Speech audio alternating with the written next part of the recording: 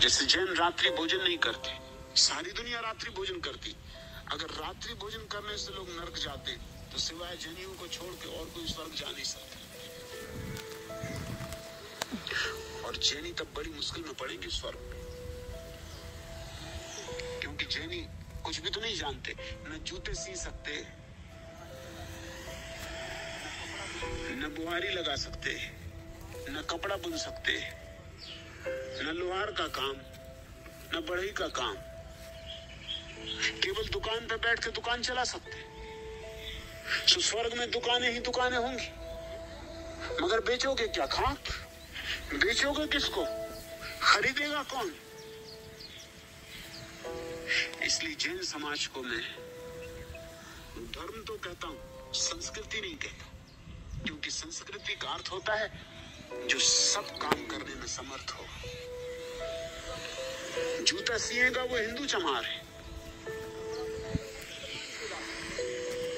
कपड़ा बुनेगा वो मुसलमान जुलाहा है, पहनेगा वो जैन है, जो पाखाना साफ करेगा वो हिंदू है, जो कपड़े सिएगा वो मुसलमान है, जो चिकित्सा करेगा वो ईसाई है। अगर जैन ही अकेले स्वर्ग जाते होंगे तो स्वर्ग में बड़ी मुश्किल खड़ी हो जाएगी। जरा जैनों को कहो कि एक बस्ती बसा के दिखा दो सिर्फ जैनों की, तो मैं मान लूंगा कि तुम्हारी कोई संस्कृति, नहीं तो क्या खाक संस्कृति है। एक बस्ती सिर्फ जैनों की बसा के दिखा दो, तब तुमको पता चल जाएगा, छठी का दूध याद आ जाएगा।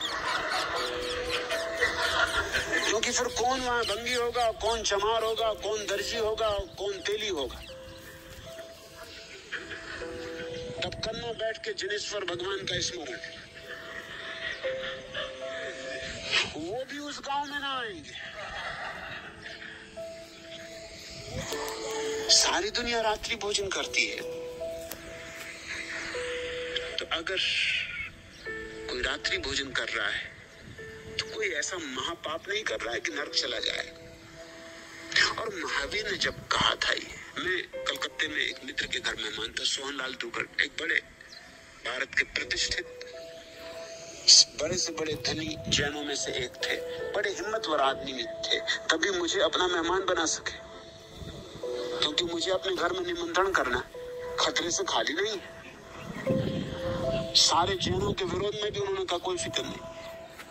मैंने उनसे एयरपोर्ट पे कहा भी कि आप मुझे ठहराते तो हैं, लेकिन आप झंझट में पड़ेंगे। उन्होंने कहा कि आप जानते हैं मैं जुआड़ी हूं, सारा हिंदुस्तान जानता है कि मैं सटोरिया हूं, सट्टा में खाली नहीं है। सारे जैनों के विरोध में भी उन्होंने कहा कोई फिक्र नहीं। मैंने उनसे एयरपोर्ट पे कहा भी कि आप मुझे ठहराते तो हैं, लेकिन आप झंझट में पड़ेंगे। उन्होंने कहा कि आप जानते हैं मैं जुआड़ी हूं, सारा हिंदुस्तान जानता है कि मैं सटोरिया हूं, सट्टा मेरा धंधा है, और सब तरह के दांव लगाए ये भी लगाऊंगा। हालांकि मुझे खबर आई जैन मुनियों की तरफ से कि उनको घर में मत ठहराओ।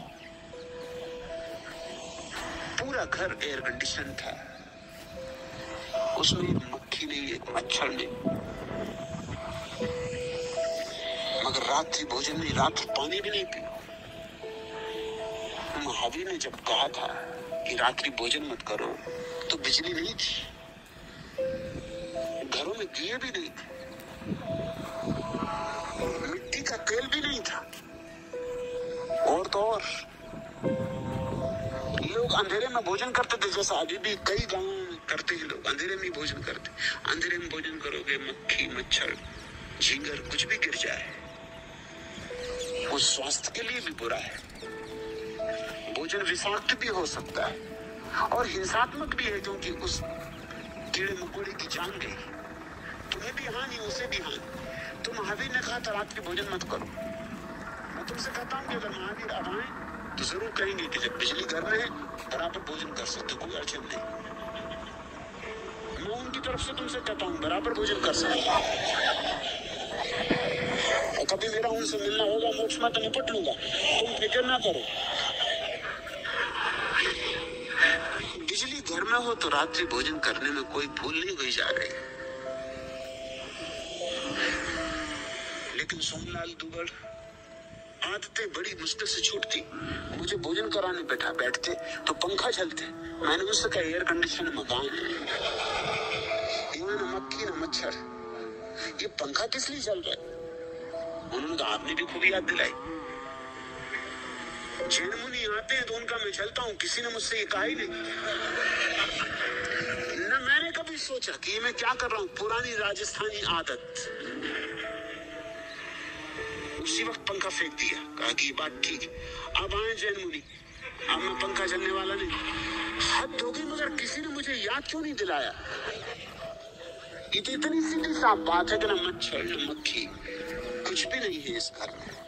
अब पंखा किस लिए चल रहा है? पुरानी आदतें हमें पकड़े रखती।